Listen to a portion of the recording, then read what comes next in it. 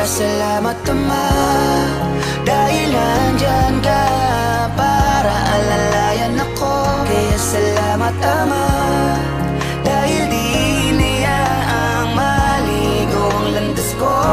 Hindi magsasawang pasalamatan ang iyong kagandahan ng loob. Sa aking kasalanan na maipatawad, sa iyong harapan ay luluhod.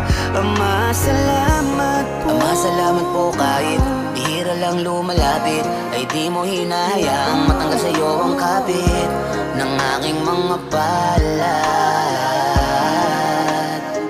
Oh, Ama, patawad po sa lahat